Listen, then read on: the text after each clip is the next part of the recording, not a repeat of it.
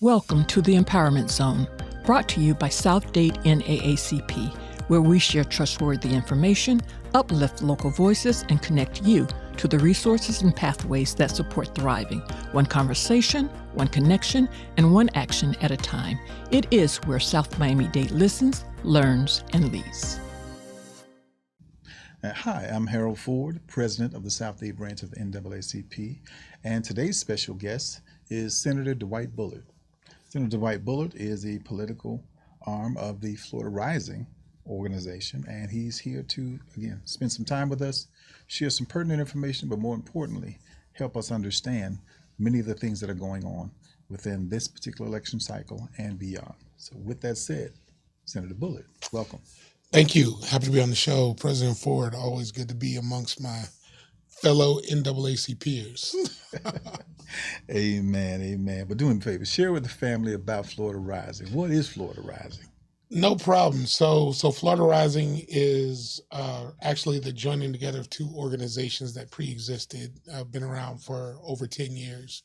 Organized Florida, which did their work in Central Florida, and the New Florida Majority, which had offices in Jacksonville and Miami. So we merged back in 2021 to become Florida Rising. Really a continuation of the work of both organizations, but at the end of the day, we are an independent political hub. We're trying to be a political home for folks who feel a sense of disenfranchisement, who feel kind of left out in the cold by other organizations, because a lot of the work that we do is issue-centered. Okay. So we want to work around things like affordable housing, reproductive rights, democracy expansion or the loss thereof that we're facing at the moment, things like climate change, criminal system reform. So we're really trying to chip away at some of the bad policies that have been offered up at the local, state, and federal level. Wow, yeah, and that's a lot of work. So that's some heavy lifting that's going on, and we definitely appreciate the work that Florida Rising does. In your opinion, what are the three main issues that we are facing in Miami-Dade County as far as voters are concerned? Well, I think the OJ said it best. Right now, it's money, money, and money. No, I mean, cost of living, the economy is really at the center of where most folks' concerns are, and rightfully so. We live in Miami. Miami is easily in the top 5 most unaffordable cities in the country at this point. And definitely not 4 or 5 if we're going to be honest. That's right. So we're talking about rising housing cost, the insurance burden that many of our homeowners face is second to none, and then the fact that we are, as a peninsula, oftentimes reliant on exports from other spaces. You know, these tariff wars that have been waging, by the administration and federal government, again, put an additional cost burden on Floridians that is unique to our geography in the country. And so that is what sits at the top. When I talk about the other issues that we work on, they're all interconnected with the economy and the additional burden being pressed by folks. Just as an anecdote, right? There's a thing out there called the pink tax, and people are like, well, what's the pink tax? What we fail to realize is that women, in particular in our economy, carry an additional burden because of all the things that are required to keep them healthy, keep them going, in addition to what men carry. So when you think about the salary, the inequities of a salary between a man and a woman, we're not even factoring in the fact that they have so many additional costs in comparison to our brothers. And so it's stuff like that people have to really pay attention to. Right. And I know, you mentioned insurances, you mentioned, but I know property tax has been a conversation that's come up lately, a topic that's come up lately. And now with this whole notion of wanting to eliminate property taxes has also come up, and so, I realize the governor's starting to push this idea, and I'm starting to hear some, people locally trying to push this idea. I have major concerns, as major everyone concerns, should. And I want us to go ahead and let's unpack that so that people can understand the detriment of what could transpire if we go through with this particular thing, which sounds good on the surface. However, the underlying damage it could do, it may not be recoverable. Peel back the layers for sure. So, yes, Governor DeSantis passed a property tax amendment through, the last special session F, if you will, for a number of reasons. That's appropriate to be called special session F. Ooh, okay. But it passed the property tax amendment, which will be Amendment 3 on the November ballot. So I want folks to be very clear. I'm going to be the first to say, and I hope not the last to say, please vote no on Amendment 3 on the ballot. And here's why, right? Two things. When this discussion around affordability really started to take off, everyone said the same thing. We have a property insurance crisis here in the state of Florida. You have individuals who are paying more than their mortgage for property insurance in the state of Florida. So I want to be clear because the shell game that's being played right now is one where people are conflating property insurance and property tax. Florida is a low tax state. We're wholly reliant on sales tax, and our local governments are almost wholly reliant on property tax. That means that your buses, your parks, your schools, your police and fire are all funded through property tax. So when the governor, whose budget is mostly sales tax, comes along and says, well, we need to eliminate property tax, everyone gets excited because they're hearing elimination of taxes. This sounds great. Well, you're literally impacting, as they say, you're cutting off your nose to spite your face. Right?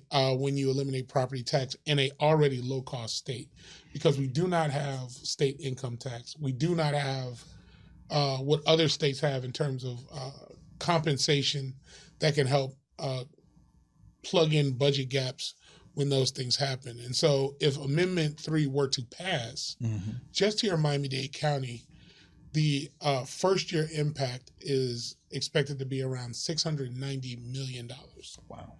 Right? I want to make it clear what that means. The entire transit budget for Miami-Dade County is less than $300 million. Wow. Right? So that means if you are eliminating $690 million, you're talking about your transit budget completely being wiped out. Talking about Parks and Rec.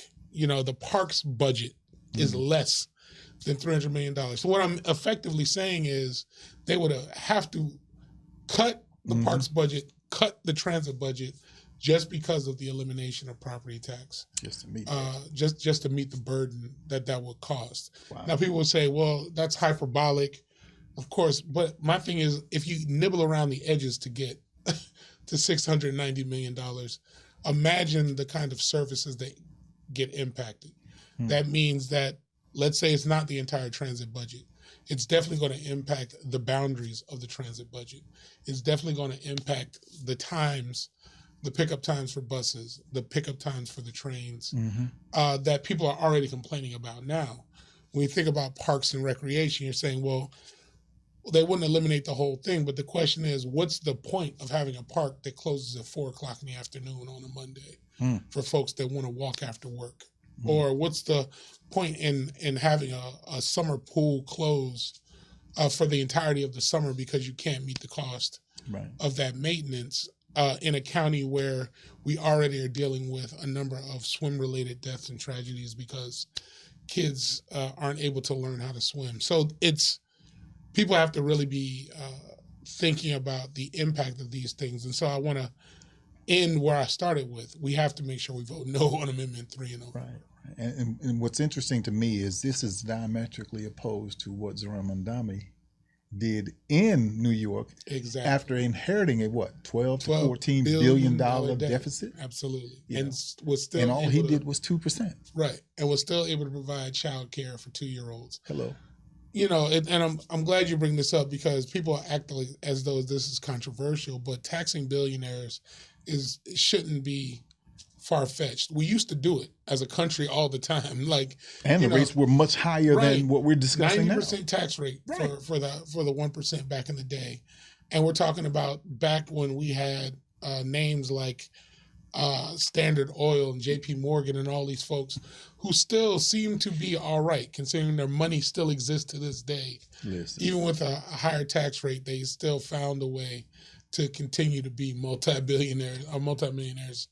And so, this idea of Florida becoming this kind of safe haven for folks who want to run away from higher tax states isn't a good thing, because it'd be one thing if they were somehow bringing jobs with them. But the reality is we need their money too. And if they're going to be here in these, multi-million-dollar condos and homes, the idea of maybe coming up with a tax plan that puts a little more money in the coffers makes sense for us here too. Yeah, it's just amazing how,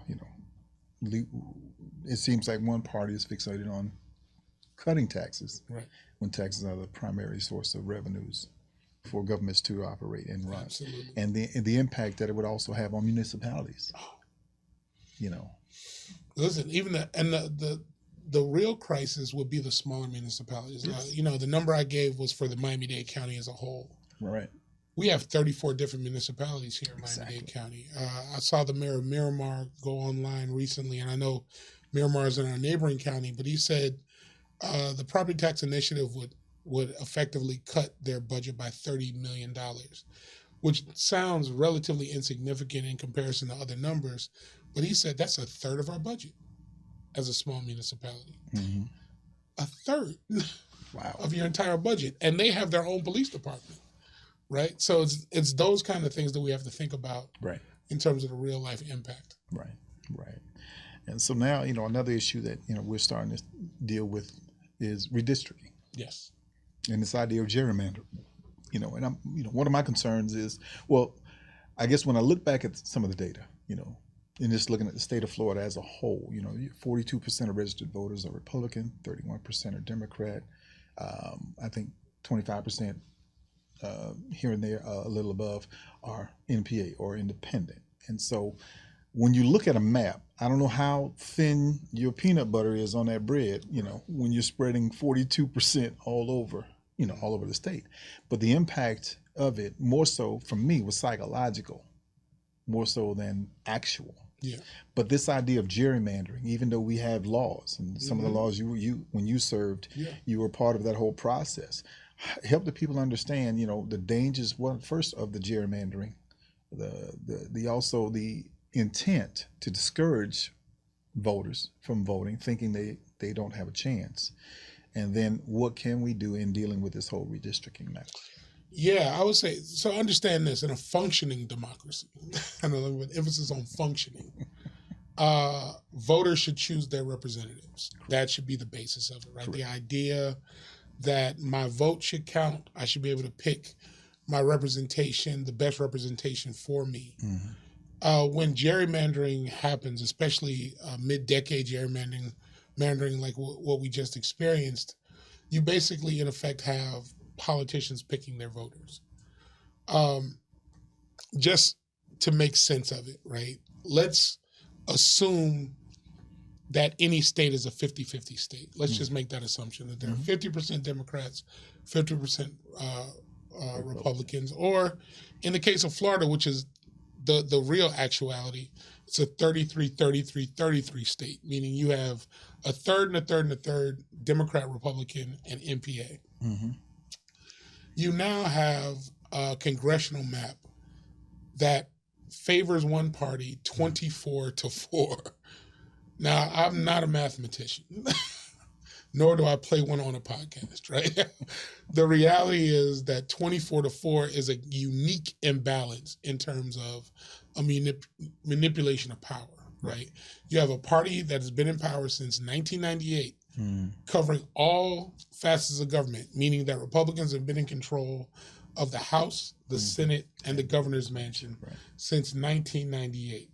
To put that in perspective, LeBron James doesn't enter the NBA until 2003. So 5 years before LeBron James even entered the NBA, you had Republican control of all governmental entities in Florida. You already had a gerrymandered map that favored one party 19-9. out of the 28 congressional seats that we have. But the idea of manipulating the maps to get to a 24-4 partisan advantage means that people are basically thumbing their nose at what is supposed to be a representative democracy. And so I need folks to understand that this is a serious, serious situation that we find ourselves in as a state and as a country, when you have states, especially those in the South, going around saying that we're just going to arbitrarily redraw maps, eliminate black districts specifically with like a malicious intent, for a state like Alabama or a state like Louisiana, where a third of the population in that state are black people, for them to come along and say, well, we want to eliminate the fact that there was a second black district, and make sure you maybe get one out of the deal. That's a direct assault on black folks in particular. And so I'm just naming that as an NAACP member, right. As somebody who's had a chance to serve with you in a leadership capacity. We need to be very clear about what this means for black people and black elected power, not only in Florida, but around the country. And if folks are just going to sit on their hands in this moment and let the rollback happen and let Jim Crow 2.0 happen, that's a you look in the mirror reflection point for yourself. But for the rest of us, we gotta fight ahead of us. It's a deep concern, and even now in Broward, right, what's going on in District 20? Absolutely, and how many of them now have to come together, those black individuals, to decide if they're going to chop up the vote, or if they're going to decide, okay, everybody else bow out and let us all, direct our energy in one direction. Somebody might fight me on this one, but both Malcolm and Martin both had similar concerns about the white liberals. So we'll leave it at that.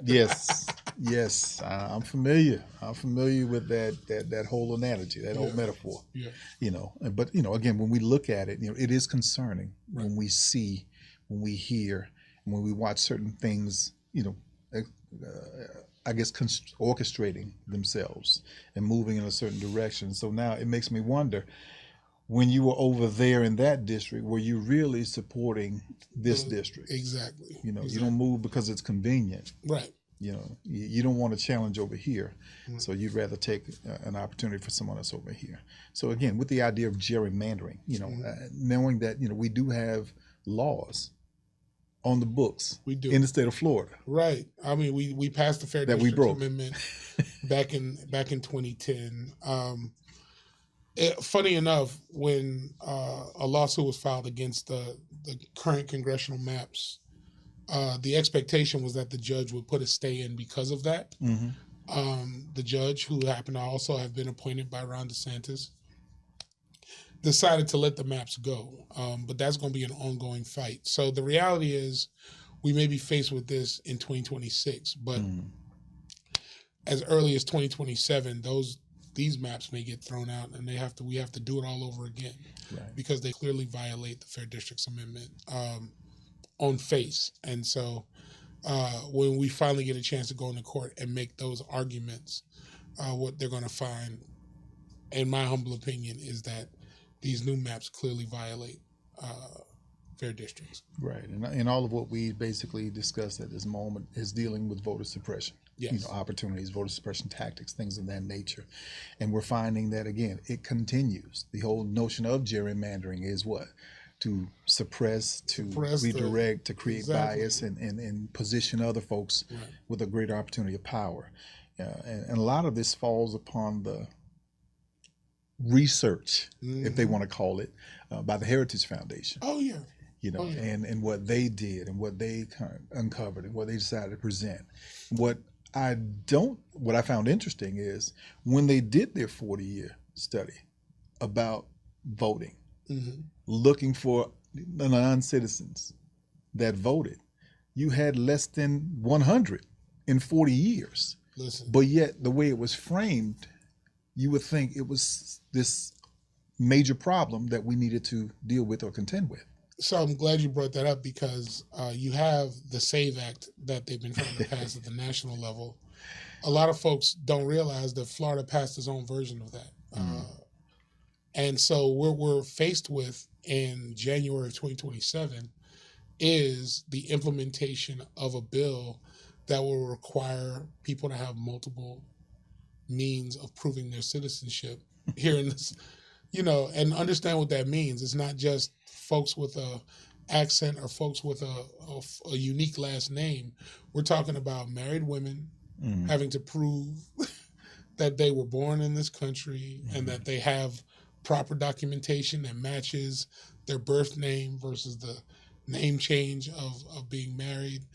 That's for folks who may have changed their name for religious purposes, now having to figure that out. That's, it's the multi-layered impact on folks, and the fact that Florida, again, wants to be this kind of experimental space for bad policy. And so I just want to remind folks, check your registration. Make sure you're prepared to vote this year, but also be very diligent, because when this bill takes effect in 2027, it's going to cause a lot of chaos for a lot of folks too. And I know last year, they passed a bill that changed the when you renew your driver's license or any ID, changed your number, but they didn't require an automatic update with the supervisor of elections office. Listen, what Florida's always known is that voter suppression isn't always overt. It's the subtle things. Going back to the days when people would just call the police during election day, and police would be patrolling in front of certain precincts that just happen to be in predominantly Black They look like me. and Latino neighborhoods, right? So the nuances of voter suppression are not unfamiliar to us here in the state of Florida. What I'm just saying, and the message we have to make clear, especially to Floridians and even more Black Floridians, is that people are playing in your face. And the question is, what are you prepared to do to combat that? Right, and that's been one of the primary focuses that we have, or foci that we have here in NAACP. Because again, at the end of the day, we see what they're doing. Right. Well, our goal as an advocate is to hopefully amplify the message so that others can see and no longer be blind to the fact. But again, stepping on to the Heritage Foundation, people are learning about the gentleman who decided that he was going to get a whole degree in studying me. In studying me. But it's really sad that all of that type of energy will go to hurt people, that all they want is fair and equal treatment, to be respected. As we, look to kind of wind things up, has there been any oppositional strategy developed that directly addresses Project 2026 that you're aware of? I mean, Project 2025, or that we can label 2026. Well, let's be clear, both exist. So Project 2025 was, of course, the 900-page publication by the Heritage Foundation. So again, it's not like they're hiding it from you. They're letting you know what we're going to do, and we know that they, at this point, have implemented over 50% of it. Yeah. There is a Project 2026 that they've talked about, which is basically undermining the existing identities of folks in this country. And people are like, well, what do you mean? What I mean is, if Project 2025 was the deconstruction of the architecture of democracy, that's ultimately what it was. How do we, pull the bricks out of the systems that uphold democracy? 2026 is a full-on attack on identity, right? And so for Black people, what does that mean? That means they're trying to poke holes in the 14th Amendment. I was just going to bring that up. This is, when you hear people talk about, we want to eliminate birthright citizenship, understand what that means. If they are able or successful in getting the courts to say that the 14th Amendment is somehow invalid or invalidated, it doesn't just impact migrants coming into the country from foreign places. That was a Reconstruction era amendment for Black people that calls into question, our citizenship and identity, the citizenship of Native Americans who've always been here. We're here first. Right. And so people are sitting there playing around. You have to understand the 14th Amendment is critical to all the things that we've been able to get. And so if they're able to peel that back, now it regresses us back to a point where unless you're a white cisgendered male landowner, which, the first Constitution, and that's where they were emboldened, it kind of leaves the rest of us out there in the trying to struggle for ourselves. And so I just want to remind folks that this isn't me trying to give you a scare tactic. This isn't me trying to be, again, hyperbolic. This is what they are telling you I'm trying to do to you.